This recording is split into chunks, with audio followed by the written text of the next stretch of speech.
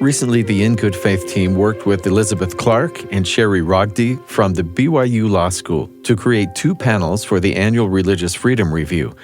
We invited podcast hosts from Americanish, 3 Black Men, and Mommying While Muslim to join us at the conference and talk about how podcasting creates religious community. What you'll hear next is Heather's panel she moderated for the afternoon of the review. We've cleaned the audio up a bit and removed some of the bumps and clangs of the microphone in a live situation, but otherwise we've avoided editing to preserve the nature of the experience. Thanks to Adela Kohab, Trey Ferguson, Sam Gay, Robert Monson, Uzma Jaffrey, and Zaiba Hasan for participating in the conference. Thanks to Chris Garcia and Blythe Shoup for coordinating sound. Into everything, but we'll get started right now. I'm Heather Bigley. I'm senior producer for In Good Faith, which is a podcast from BYU Radio. And we talk to people of all faith traditions on all walks about their experiences with God. And so we'd love for you to check us out. You can hear us, if you're in the Valley, you can hear us on the radio station on Sundays. But we also are on all the podcast platforms. Anywhere you get a podcast, we're there. Look for us. Our host is Steve Capperry. He's there in the back. So today, I have with me 3 guests. Was anyone in the morning session? Okay. Yay. So welcome this back. This is the rest of the podcast cruise to talk about some of the same questions and sort of their answers to those questions. But we do have a few others that we thought about and we sort of brainstormed for you to keep it interesting. So I'm going to start with Samuel Gay of 3 Black Men. He's a writer, theologian, and has been a dedicated youth pastor and musician. He holds a BA in digital cinematography from Full Sail University and an AA in biblical studies from Reformation Bible College. And then we have Zaiba Hasan, from Mommying While Muslim. She's an American Muslim born and raised in Chicago. And as you just heard, she grew up biracial and bicultural. Irish Pakistani heritage and interfaith. Upbringing gave her a head start navigating between identities. She has a degree in political science and communication, and this has shaped her outlook on issues like race, immigration, and nationalism, as well as her parenting philosophy, which is geared towards raising compassionate, responsible global citizens. So she's incredibly busy. She podcasts, she public speaks, she is involved in the interfaith community, and she also works as a parent coach at Emerge Consulting Solutions. And she has 4 children with her husband, and they love sports. Yes, all my kids are athletes. Yes. They were in basketball training and fighting, apparently, as I was walking in here. And I'm like, I can't, I'm not at home. So. Okay. And then we have Robert Monson, also from 3 Black Men, who is a writer, musician, creative, avid reader, and theologian who does work around the intersection of Black liberation and womanist theology. He's a graduate of United Theological Seminary and is currently working towards a PhD at the University of Denver. He also has an additional podcast, Black Coffee and Theology, and he is a co-director of the organization In Flesh, which seeks to bring about thought around liberation for all. So if you weren't in this morning's session, we are very, very much interested in how podcasting develops religious community in America, often because what we see from recent studies is that people are, right, see themselves as religious or as spiritual, but are not necessarily connecting to institutions in the way they had been. And yet now we have podcasting that allows people to connect to these religious experiences, religious thought, religious discussion in a way they might not have been able to before. One of the questions we actually want to get into is these podcasters were invited to speak at a religious freedom law conference, and somehow that made sense to them. And so we want to talk about, one of the things we want to talk about is why would that make sense? And we have reasons we invited them and thought a panel would make sense, but we want to hear from them why they thought it would make sense to show up.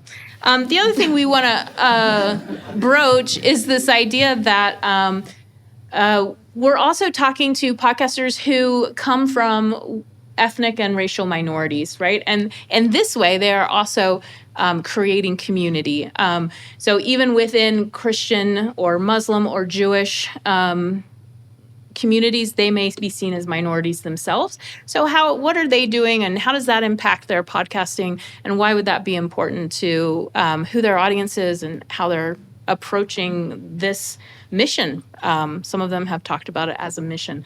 So we'll get started. We talked in the earlier session about what need that these podcasters saw when they began podcasting. What need did they want to fill, or what problem did they see that needed to be solved? But we also want to continue that discussion. So they got started. Why do they keep doing it? And what do they see that motivates them to keep doing this? So we'll start with Sam. Right on. Sam, what do you think?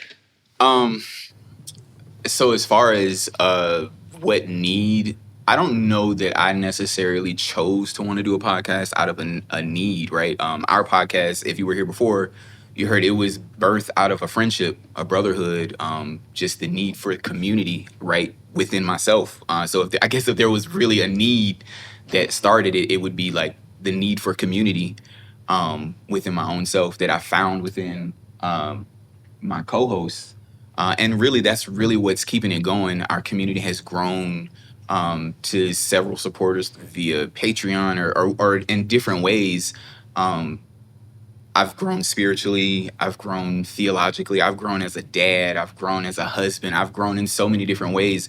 And those are really just, they sound really selfish, but we being our first, our primary target audience, like that for me is really why I want to keep doing it. I found community. Other people are finding community. And it's not something, it's grown organically. It's not something that we've had to force. It's not something that has been, there's been learning curves, right? There's been things that we've had to go back to the drawing board and readjust, but it's all been a labor of love in a sense, to where we love one another, but also that love overflows into other avenues, into other mediums. I love that. So Zaiba, we heard, and you've talked about people weren't asking certain kinds of questions. Right. And that sort of was the impetus for the podcast. What keeps you guys going? My son, my oldest, just finished his first year in college. And I tell this story, and I'm going to try not to cry. On the printer one day, I saw it, and I was like, oh, I picked it up. The first line of his Common App essay was, I grew up in the shadow of the fallen towers. And this is a kid who's all-district basketball player, MVP, team captain, 4.6 GPA, I think 1520 on the SATs the first time he took it. And I'm reading this essay and I'm thinking, if something like this is happening and he feels this way, what hope does any other child in that same situation has? And what made me sad is I literally do this for a living, where I talk and create communication between parents and children. And I was so sad that he didn't come to me to talk about this particular issue. And then we talked about it, and he was like, there'd be times where we'd be in rural Virginia and people would call him my last name is a very Muslim, it's probably the most Muslim last name you can possibly have. And I grew up white passing. And if you're in the DNI space, it's something where you can pass. And quite frankly, I had a different life experience than some of my children do. And I felt like I failed him as a parent, because here I was looking for answers to help other mothers, and I couldn't do that for my own child. And so why we continue to do it, like Uzma had mentioned, the need is still there, sadly. And as a religious community, regardless of what your faith base is, we're losing the youth. And if you don't see youth in your places of worship, where is the future in that? And so part of what we do as Mommy and Mom Muslim, of course, we're tackling really tough issues, but is to provide a platform for other mothers that are going through similar things and how to create a safe space for them to talk and to help find them the resources, because we're just the talking heads, but we do the work in finding the resources and connecting people to that. So why are we doing this? Because we have that one kid that Uzma had mentioned this morning that says, I think I'm gay. I don't know how to talk to my parents about this. Later on writes us and says, thank you so much for providing this resource. We weren't in it for fame because trust me, we're still putting our money into the podcast. So we're not doing it for money, okay?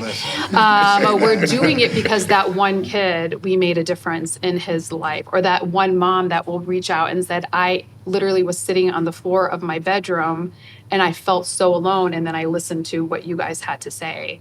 Like Uzma mentioned, it's God's work. We feel like it's God's work. And that is why we continue to do what we're doing on the podcast. Wow, thank you. Robert. Yeah, I think the first thing I think about in the why we're doing it, why we're continuing to do it, is simply because, one, our friendship continues to evolve and grow. And so we are still having conversations. And I think for me, I will stop doing this podcast, one, when I stop being authentic, when our conversations dry up, when there's no longer a friendship there. And then I think when I surveyed the podcast landscape originally, when we started this podcast, when you put Christian podcast or faith podcast, number one, all of the resources that come up are white. Yes. And there was one Black faith podcast when we started, and I wanted to continue conversations about God, about faith, in ways that were a lot more expansive than I was hearing. And when you hear the word Christian, Trey alluded to this earlier, you might think a lot of different things when you hear Christian. And I just wanted to continue expansive conversations. That was my personal motivation. And then I think of this Chance the Rapper line, shout out to Chance, where he says, I speak to God in public. And I wanted to talk about my fears, my wrestles, my thoughts about God, not my certainties. I wanted to show what does it look like for a Black man to wrestle with God out loud. So in a lot of the conversations, we were alluding to this earlier, you will hear me crying. The majority, you will hear me crying, and it's a real wrestle. There are real things that we are wrestling through. In some of those conversations, we are having arguments in real time with one another. So that speaking to God in public is ugly, it's messy, but I wanted to give a different face to what can Christianity be when it's raw and it's real in America.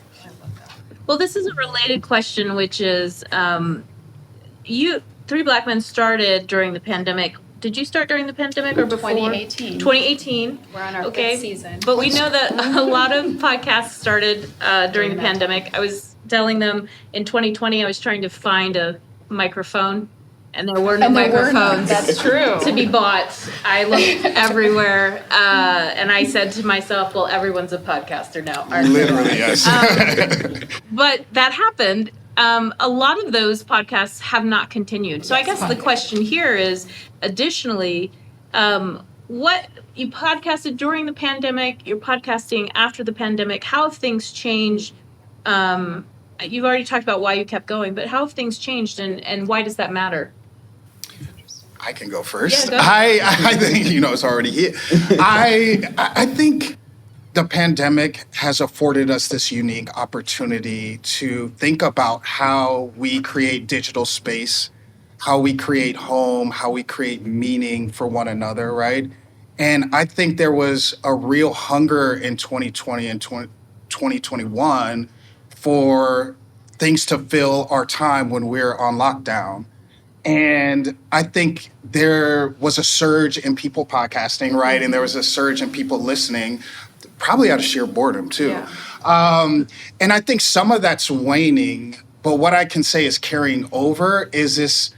The pandemic opened up this rift where where people realized they were not connecting to real people in real time. People also felt their ignorance being exposed during the pandemic. Their ignorance of other cultures, their ignorance of violence and oppression. A lot of people told me, I had white, even colleagues tell me, I didn't know that Black people still were undergoing racism, which is wild. But people were like, oh my God, it's fresh for me. And so I think that is continuing that conversation. Some people are bored with some of those conversations, but we still are minorities in this world, and we are still having those conversations. So that's what I would say. What do you think, Sam? What would you add to that? I don't think, so we've had to make adjustments with our schedules and how we podcast. So we've had to be more strategic as far as that on the business side of things. Yeah. But I think as far as podcasting is concerned, for us, it's really been business as usual. I think we found more so now that the pandemic is over, instead of a mass influx of people, it's typically a cycle of new people coming in. Yeah. Normal listeners, new people, so it goes in cycles. So I think there's sort of that adjustment on the business side. But as far as us creating content, recording our podcast, it's really kind of been business as usual. We have plenty of content, plenty of topics to pull from, right. Just from the 3 different walks of life that we have. There's always a new book or something coming out. Like Rob is a book junkie, so he's always got something good. He's like, hey, y'all got to check this out.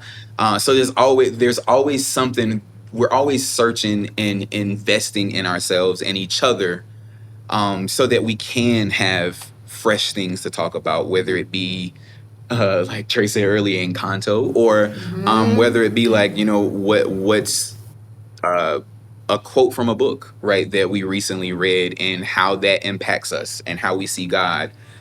So yeah, I think that's pretty much what I would add. Well, Zaiba, you said that you started in 2018. So tell us, what was it like during the pandemic? How did things change, and then coming out of it? So what changed was my kids were in the background. And I was homeschooling and running my business and podcasting and having teenagers walk, because we video record, not knowing we're live or streaming, and walking in the room in his underwear, asking me where his sweatshirt is. So yeah, that's how that changed. So business as usual. You said earlier you have no sense of humor. I mean, I'm just explaining the chaos of my life. And you multiply. So between us and myself, we have 8 kids between us, right? So between the 2 of us, and we're homeschooled, and we both, at that time before the pandemic, she unschools and I homeschooled my younger 2 kids. We're already chaotic. So as moms, we have to compartmentalize. I mean, I think that we just have to do that. That's how we survive. I would argue and say even further, women have to compartmentalize, because we are carrying the intersectionality of so many different roles, right? So we'll just start off by saying that. So I'm not going to just relegate that to mothers. But then you add the kids, their emotional stress, because we're taking that on and dealing with that. But as far as business as usual, we were business as usual as well, because we've always recorded remotely. And our topics stayed very much the same, but the chaos surrounding us, I almost divorced my husband at the time, true story, because then he's working from home. And for full disclosure, I've been with him, we'll be married for 24 years next month, and we've been together for 25. So we are strong. But the sound of his voice and the chewing from the other room was driving me crazy. And normally I am a super calm. I'm the yogi. I meditate every morning, and I was a freaking hot mess. And that, I think, came out a little bit in my podcasting. And then I had to go on my own. I had to reset, because we as humans have to reset a lot. And I reset during that time. and I went on another spiritual journey, which I think a lot of people during COVID did. You kind of had to refocus, re-energize, and I had to realize that life wasn't happening to me. This was happening for me, and we can take blessings in even the worst of situations. And then I had to change and flip that narrative. And I think in doing that, our content got a little bit better. It wasn't as mad at me because I wasn't as angry and aggressive, because normally that's not my personality type. But I do think COVID in general, and honestly, as a mother of older kids, COVID is still impacting our children. They're still impacting our youth. And if we can keep bringing good content to people, COVID or not, we're going to keep trying to do that. Well, let's go to that question I asked. We're at this religious freedom law review. Why did that make sense to you guys when you saw the invitation? So I'll say we thought it was like fake. We were like, why do these people keep contacting us? No, we don't want to do that. But then we stopped. And the reality of the situation for us is we do get asked by a lot of interfaith, because we are of a different faith. So we do get asked to speak on a lot of interfaith institutions, and we love and we enjoy doing that. Both of us do interfaith work, so we love it and we enjoy doing that. But why are we doing this here today?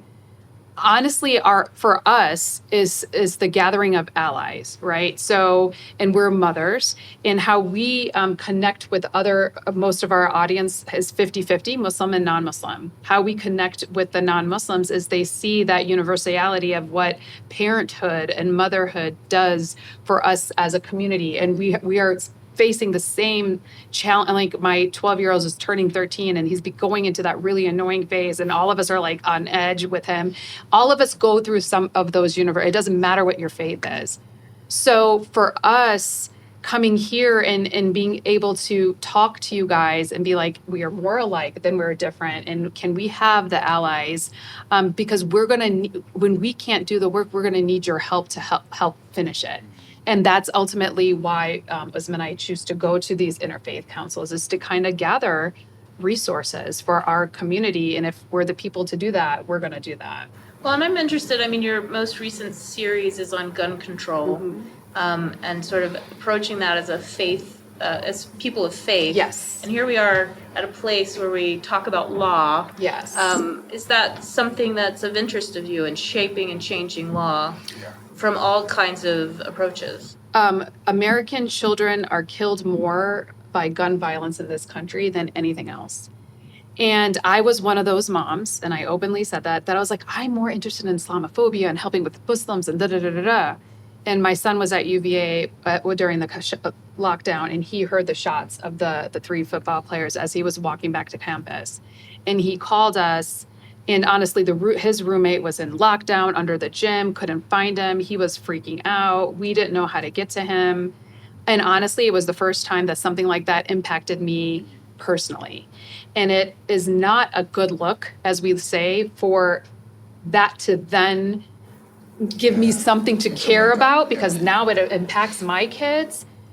And that opened up, and for hubris and humility, I had to realize, okay, we don't talk about that much on our community. Our people should be caring about this. And we have a huge lobbying block from, a logistical voting perspective. And who can do things than mothers to kind of get things done? So that was one of the main reasons why we decided to start not talking about potty training and just focus on doing some political things and creating a movement within our own community. What about you, Robert? Why did this make sense to you? Yeah, I thought it was fake too. Yeah, So let's say that. I said, wait a minute. Have y'all listened to the podcast? Yeah, exactly. Right. And so I was intrigued after the initial doubt, and then vetting out the sources. The law portion of this event actually intrigues me the most, more than the interreligious dialogue. That's what I do every day. I love talking to people of different faiths and how can we make meaning in home together. That is something that's my air and water. But the law dimension is very interesting to me, particularly law students, because I wanted to be able to tell stories. I see myself, yes, I'm a theologian, but I tell stories and I weave together different stories. And I wanted to be able to show people, probably in a room that isn't very diverse in some ways, what my life is like, right? And so you see me and you see one thing. You also probably don't know that I'm disabled, right? And not knowing, how does that impact how I move throughout the world? How does that impact my faith? And how does that impact how I view the law, how I view law enforcement, being a Black man who's disabled, right? So in one sense, you might see me as a man and I have a certain amount of privilege, but I'm also Black, and right, and I'm also disabled, right? And so I wanted to be able to be with people who will have an impact on a variety of people, and I wanted to be able to tell a story. When you look at someone, what do you see? Right. Yeah. And are you curious enough to ask the questions in order to make sometimes life-changing decisions, right? So, yeah, that's for me. Okay. Thank you.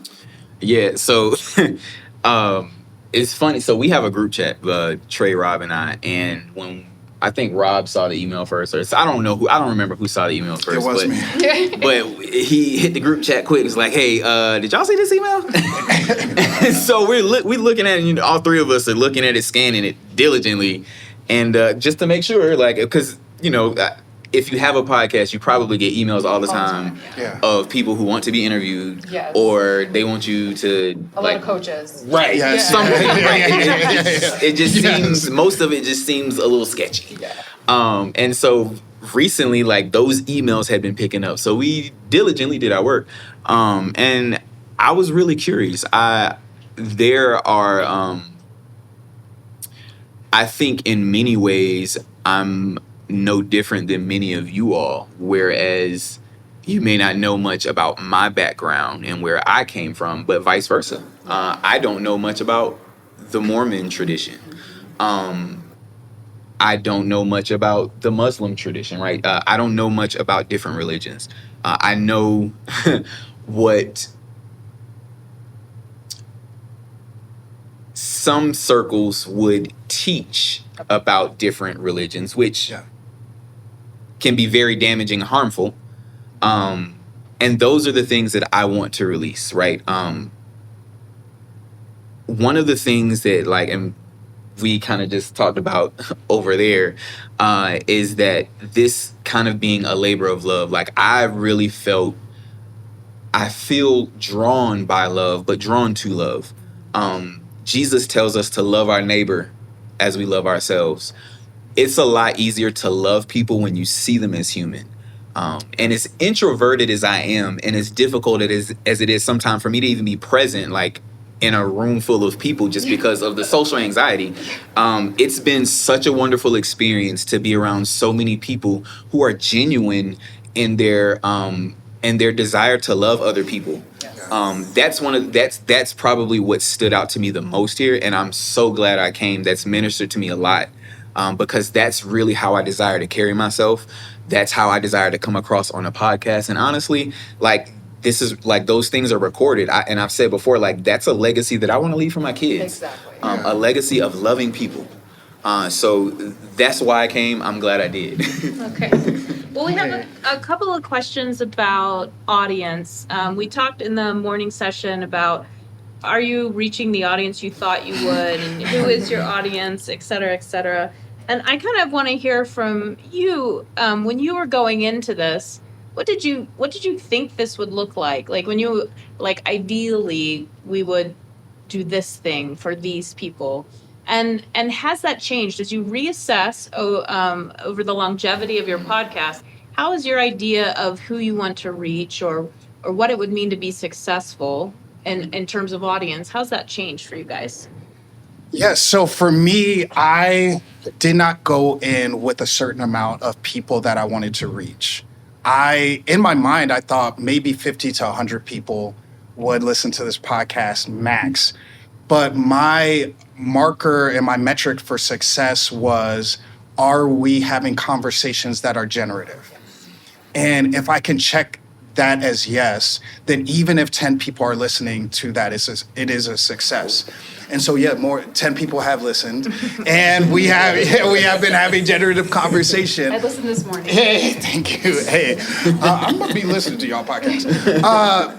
But I would say for me, this has been a bit of a roller coaster. I grew up very shy. I am still painfully shy, but I have a public-facing profession now, right? And where I have to speak all the time. But I failed every book, report, and speech in life, right? All throughout elementary, middle school, and college, I was so shy that I would just start crying when I would have to be in front of people, or even if there were 2 or 3 gathered together. So, no, this isn't what I thought when I was recording these conversations in my basement. I didn't think so many thousands of people would be blessed by our conversations. I would say something that shocked me about our audience was how many people who have been harmed by the faith started tuning into our conversations.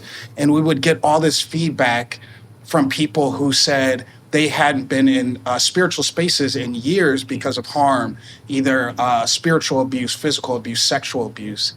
And how many people found healing in our words. And I realized the power of telling your own story and opening up dialogue really can be healing for people. So I think our audience, it's so strange. We're all Christian, but we have a lot of Muslim listeners. We have a lot of people who are atheists, ex-evangelicals, all these different people that we did not intend to reach at all.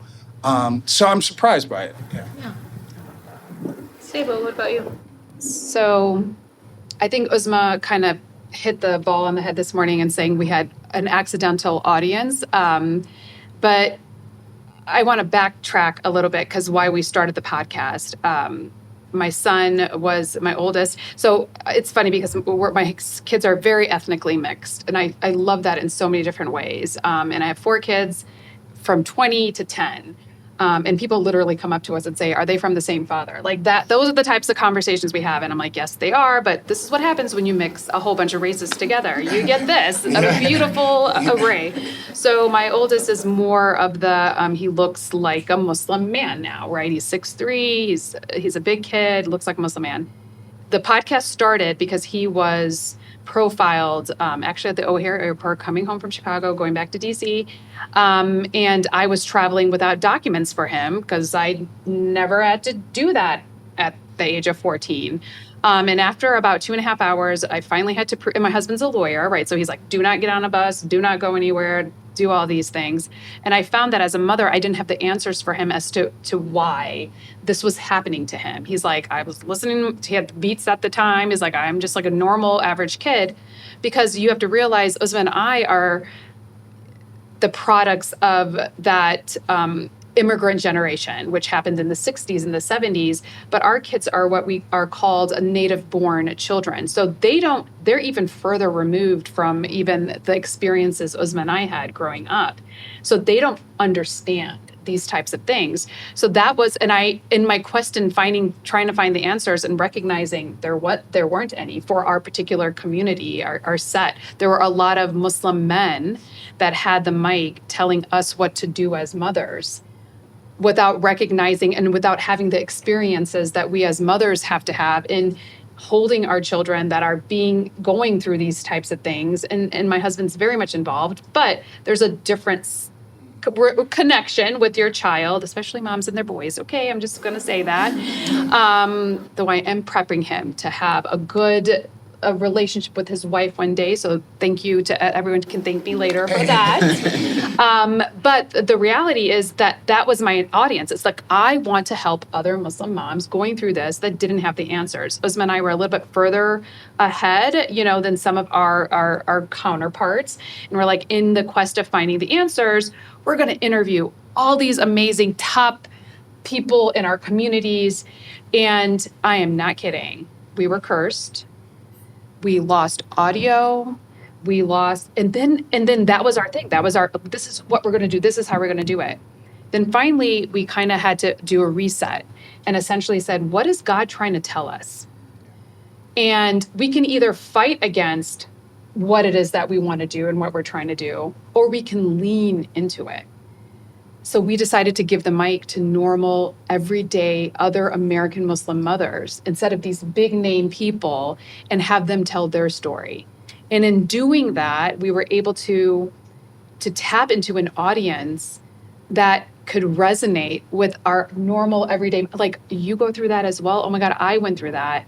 And so we took this is what we're going to do. And, Uzma's the timeline person. She's like, we're going to write the notes and we're going to do this, and recognize that God literally was like, joke's on you. That's not happening. And we've morphed this into opportunities for normal, everyday. We're giving the mic to women that would normally be silenced. And in doing that, we've created a power for them.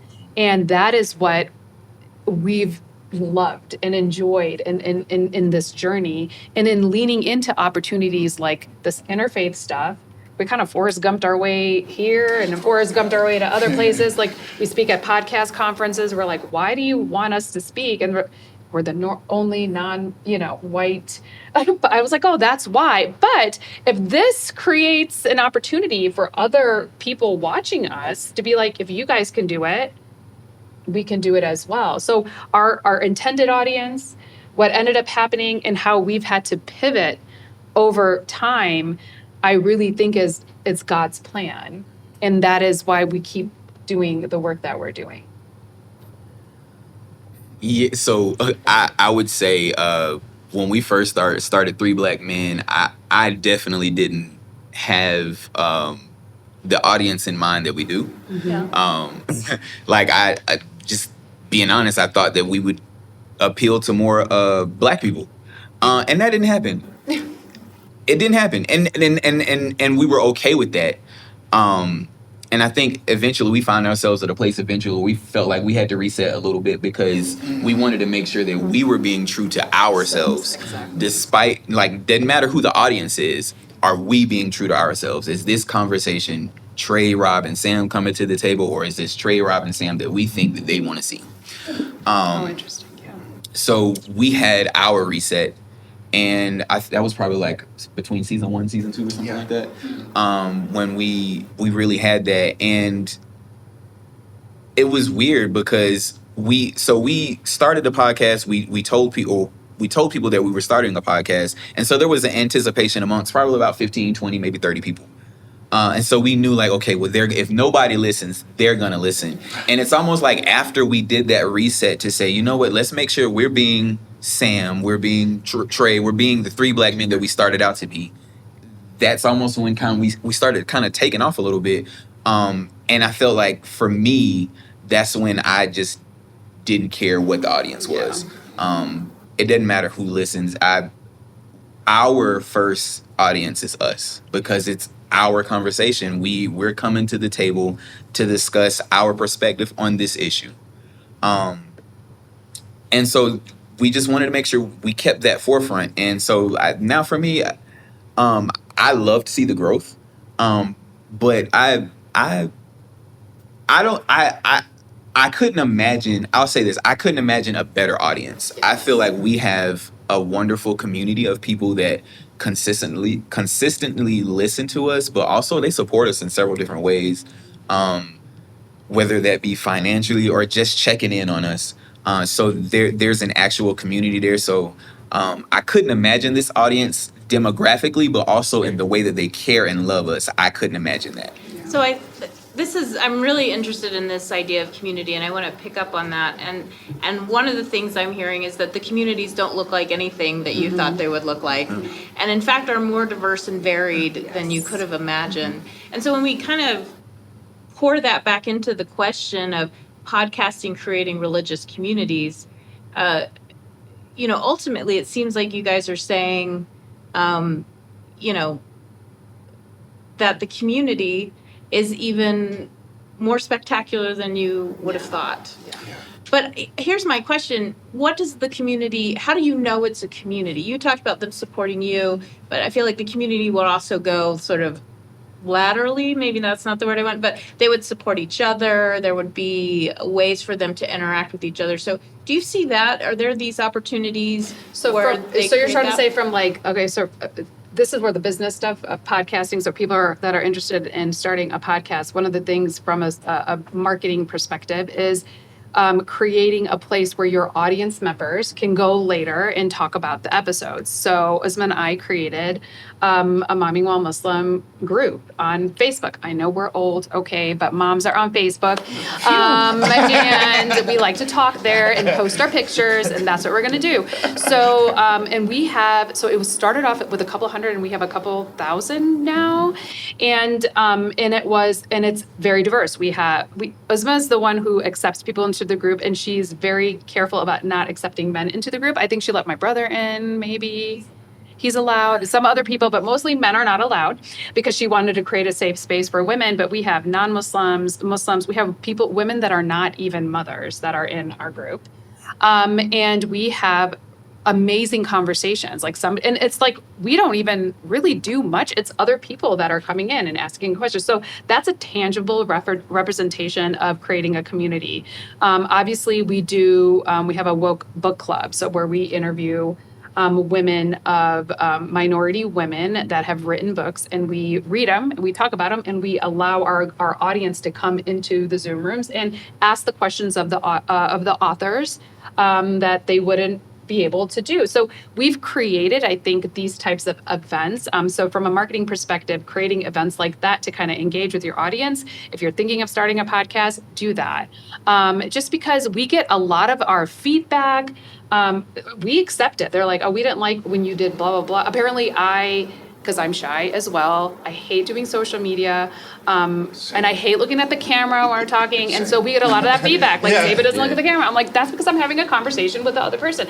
So my point is, those types of groups really help with the content. It's a tangible representation of actually creating the community. And we've had people, and not to toot our own horns, that have needed help financially. And we connect them because now we've interviewed probably thousands of hours and hundreds of people. So if depending on what the need is, we can be like, okay, you're here in this area. This is a person who, we've gotten people out of domestic abuse. So that's how I feel we've created that community. And again, we don't talk about it much, but we're able to connect with different people just through the guests that we've had on the show. So I want to put a couple things together here, and I want to then ask you a question. So bear with me. This might be a long Dr. Bigley spiel. We're here. Okay. So I'm hearing, like you mentioned, that you have a lot of listeners who've experienced religious trauma and are showing up at the podcast. You at the break mentioned you had your own experience of leaving a physical church for very particular reasons, but still wanting to find a physical church. You're talking about safe spaces. If podcasts are successful at making community, what advice can they offer those brick and mortar institutions? Yes. Ooh, okay, you ask it. Come you on, ready? doctor. You ready for it? What advice can we offer those brick and mortar institutions about building community? And one thing I hear is when feedback is given, You take it. listen to the feedback. That might be one thing I'm hearing. What are other things? And I really want to write them down on the board because I used to be a professor, but it's okay. We won't do it. Yeah, I think we can learn a lot from, these digital spaces, right? I think something when I hear, I'm always saddened when I hear religious institutions or churches, whatever, and leaders feel taken aback by feedback. They don't like to hear stories of spiritual abuse. I hear pastors and leaders all the time say, well, that's not all of us. Yeah. Well, it's enough of you. Yeah, exactly. Where there's a lot of harm being compounded in our world. And I think the advice I would give to people is, one, I think what spirituality does is it binds people together and it promises them some specific things that when not rightfully done, it creates harm. So when we draw people together, have you ever gotten a job and the first thing your boss says, we're like a family here. Number one, run, because that's about to be the worst job of your life. You are about to go through it. Seriously. But also faith spaces, when they say we're a family, what does that mean to you? When you say we're a community here, How do you treat how do you treat your family, right? Like, we're a family here. And so I think what I would advise people is be intentional with the type of language that you use. Have on-ramps where people can engage you in dialogue and feedback. We have these platforms where we have something called Patreon, where we have these subscribers who they give us all kinds of feedback on there. They're like, entitled to it. yeah, I'm like, whoa, I didn't want all this community. This is too much. But Patreon is a way where people offline can say, this is the way your words impacted me. Yes. I didn't like this. This was ableist. This hurt me. Have you thought about women who have been abused? Okay, well, I didn't know that when I said it, right? Or, and we also have newsletters. Each of us have newsletters. Trey has one called The Sundu Move, and I have one, Musings from a Broken Heart, where people come and they tell me all types of things, right? So I think I would just say create on-ramps for people to tell their stories. Sam, you had said at the break that you are actively looking for a physical church, and then in fact you love. You said it multiple times. I love church. I do. So, what is it that you love that you want to be a part of that kind of institution? At the same time, you don't feel like you're quite finding it. Yeah, so I love the aspect of having a tangible community. Like, the online community is great, right? We have amazing supporters. But sometimes I need a hug. You know what I'm saying? Like, I just need a hug sometimes. I have children, right? Like, I do the best that I can to rear them. But also, I would love for them to have a space where they can feel safe. Those things are important to me. I'm married to a Black woman. Right. I think Black women are probably the most marginalized people in America. Right. Like, I would love a space for her to feel like she can be heard, where she could be seen, and not have to deal with some of the different microaggressions she'd have to deal with day to day at work, or just existing. So I love the church. I love the community aspect. I love the idea of people gathering and just feeling loved, feeling seen. This has like really been a cool experience. Yeah. This has been different from church, but the communal aspect that I've felt just from talking to different people has ministered to me. Those things, those different meaningful interactions, those are the things that I can't get at home. And as introverted as I am, those are also the things that I desire. So just feeding a desire that I feel like only God can feel in a certain way. Yeah. And I believe that's through community. So that's, yeah. Okay. What else would you add to this, Zaiba? So I had a very different experience because I was somebody who suffered from spiritual sexual abuse from people that were supposed to protect you.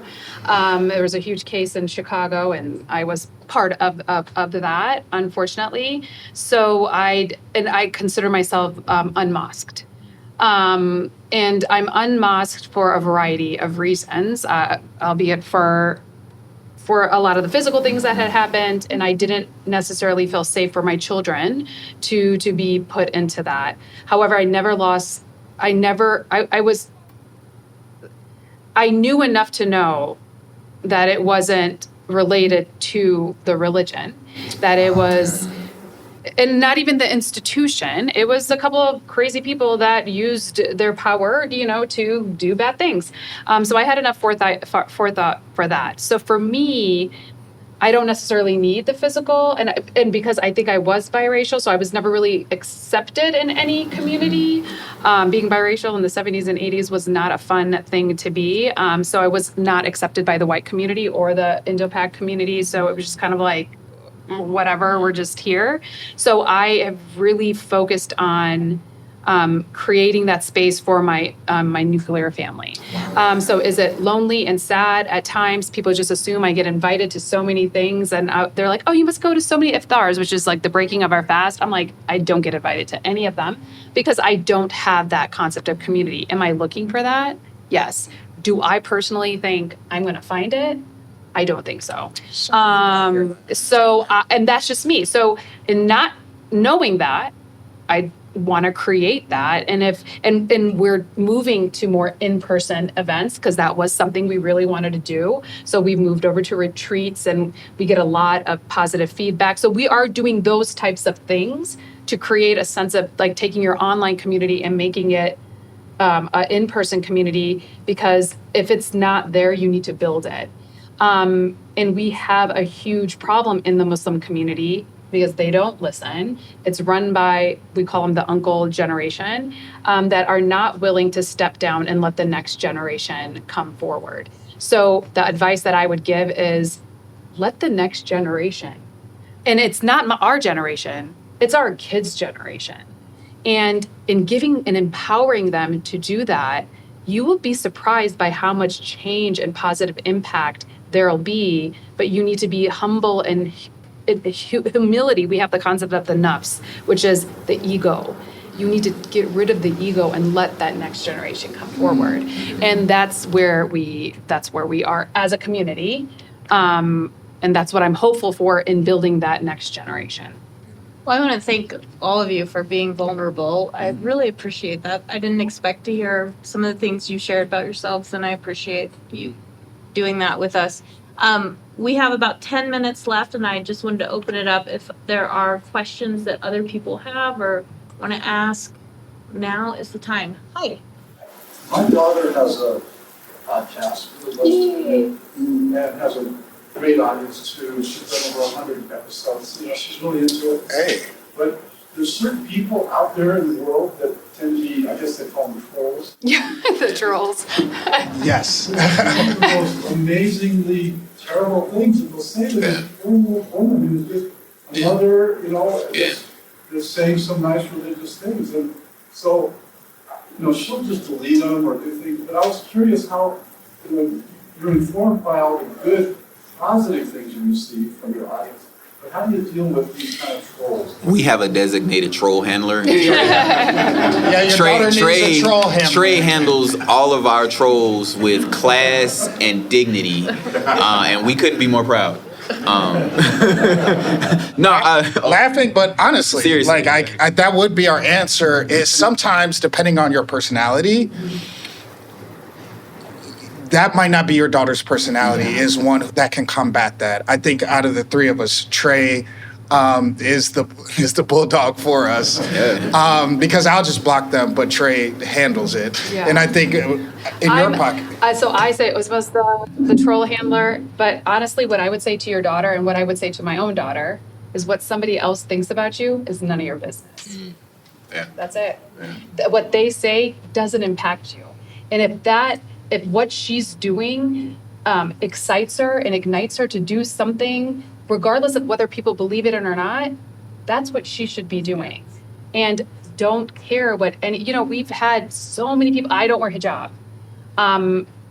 You don't even want to know how many times people have said, like, if I got into every single time somebody started saying, like, I would be there all day. And I'm just like, I just can't care enough about what you have to say about me for it to warrant my time. Yeah. And a lot of them are like little teen boys in like foreign countries, to be honest with you, that are just, they think they know better than we do. And we're just like, you can sit down, go talk to your mom, and we'll figure it out. So you can have two different philosophies. So depending on her I'm the personality that says, let it go. Yeah. But if you feel like you need to do it, or you need to take that as an opportunity to educate them in some way, provide them with some resource. Like if you had to do that, provide them with a resource, do something, go look here. But it's not her care what somebody else thinks about her. I would add that she should prioritize her mental health on Yes. that. Because like my bandwidth for that is way beneath Trey's, which is why I don't and I'll just block him. Yeah. Same don't thing do with that. Rob, he'll just Yeah. block him. We just don't have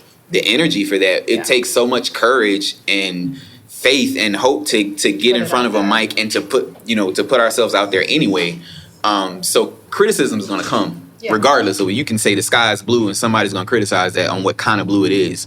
So It was gray this morning. you see, people will argue over a stick. You see, Zaiba, you see how it is. No, but yeah. So I mean, shout out to her. I hope she's encouraged, but Yeah. just you can't really pay attention to that. That's And somebody needs to hear her voice. yeah.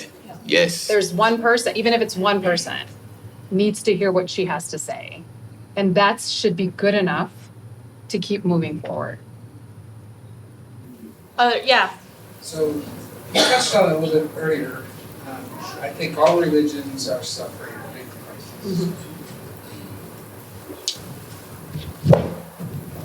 What do you do? How are you guys Yeah, it's tough. impacting the youth? I have a daughter who is doesn't believe in God anymore. Yeah. I have every one of my friends, one to all of their children. have All of them are- organized religion. Yes. What do we do? So first of all, I want to say, I get it. We've all been there. And when you are a faith-based person, the only thing you want and you hope for is that your family follows you to that faith, right? Like that is the number one thing as a parent, regardless of what that religion is having the faith. There are statistics right now that the youth were the most depressed, the most anxious, the most using substance abuse. They're drinking the most of any generation that came before them. Do you want to know what the number one reason why? Is their lack of faith, their lack of believing in something bigger than who they are. And in not having that belief system is creating all these incidental issues. How they got there, there's a whole variety of studies right now. Like my particular area of study is the combating intergenerational trauma. That's what I do for my clients particularly. Whether we want to admit it or not, we as parents have facilitated some part of that. So knowing that and acknowledging that is something that we should start off with, right? Yeah. And that's the truth of it. We can't go and be like, I did everything the best that I can, and yet my kids start, like, there's a reason why these kids are leaving organized religions in droves. The other thing is there's access to so much information. And from a cognitive issue with these children, they don't have the ability to compartmentalize, to file things away, to think critically. They won't do that till they're 24, 25, 26 years old. That's neuroscience, right? That's not even just, oh, I wish they would know. No, men in particular, no offense to men, boys are stupid until they're 25. Sorry. It's later. It's not just And like yeah, 30. they're Well, starting to have Like 30, glimpses, 32. and that is the truth. And our women, our girls, are being impacted by that as well. And I'm a mother of 3 boys, so I get it. And my kids are going on their own spiritual journey. They've told me. We're open with that. I'm not saying this is the right answer, but we're very open with that. We didn't shun them. We're like, okay, this is the conversation we're going to start having, and you're going to feel uncomfortable. But the reality is, if you believe something, you at some point had to learn and go through a journey to get there. Your kids have to go through that own journey. Yeah. And honestly, it has nothing to do with you. Yeah, I think what I would say as far as my work with the youth, something that I'm trying to really help people understand is that their questions are valid Yes. and their wrestles are valid. And I think I would almost say it this way, it's not even, people are leaving institutional Yes. spaces, but a lot of them aren't leaving faith. They just don't know how that faith Yeah. reconciles Yeah. with the world that they live in. Yes. And so Yes. to Zaiba's point, the pain that people are experiencing is real. Yeah. People are wrestling with homophobia. People are wrestling with, I had a young man ask me actually, he told me, I'm a gay young man. Does God hate me? Right. And that really hurt me because he was crying and he said, I want to love God. Yes. I just don't know what God thinks about me. Yes. And so I think what I have really tried to connect for people is, hey, it's okay to ask these faith questions. And even if you leave that institutional space, I want you to know you can have a faith that is meaningful for you, right? And so it's not often, people still have faith, they just don't know the image that we're presenting to them. And so our work is to pivot, to allow these questions and pain stories to come forward. Yeah. It's in our own journeys, right? Yeah. I went through that, and now I'm here, and Absolutely. this is a good example. I think Zaiba hit it on the head earlier when she said they have their own walk. Yes. I don't even want to like guess or try to like play chess mentally with one, but I can speak for me from my context. I was raised in church. My dad has always been an elder in church. My uncle was a pastor. My grandfather was a pastor. My mom was a musician. I followed her, and I was also a musician in church. Later on became a youth pastor, but not before my knucklehead stage, right? So like people are where they are, and I think the beauty of the gospel is that I'm a Christian, so I can only speak from the Christian. The beauty of the gospel is that Jesus meets you where you are. Yes. And I would dare say that would be true for any It is. religion, that God meets you where you are. And that can be frightening as a parent where our kids are, and it's in this time and space. It can be frightening for their future. But I think we were talking earlier, faith is not absent of doubt, Yes. right? Like the absence of faith is the absence of hope. Yes. I don't necessarily believe that a denial of God verbally is a denial of God And functionally. Yes. I don't remember an exact moment where I felt saved, right? Where I felt like this is it, I'm going to heaven. But if I look back over my life, I can see God holding me in his hand and in every area of my life, providentially guiding me. And so I think it would be your daughter's journey, but also your journey, your faith journey as well. Yes. And so I would say be encouraged with that. And lean into community, lean into where your faith lies. And just trust God on that. And love your daughter. Absolutely. And love her. Love her. Anyway. Love her. We're going to close. Thank you for asking those questions, and hopefully we have some time to chat individually. Round of applause for ourselves. Your shoes, I keep seeing out of the corner of my eye. I know. I just keep looking. I was like, I have ADHD, so I almost said it in the middle, and I was like, oh, I can't say that. I took a picture and had to send it to my wife. You're like, yeah. Father's Day.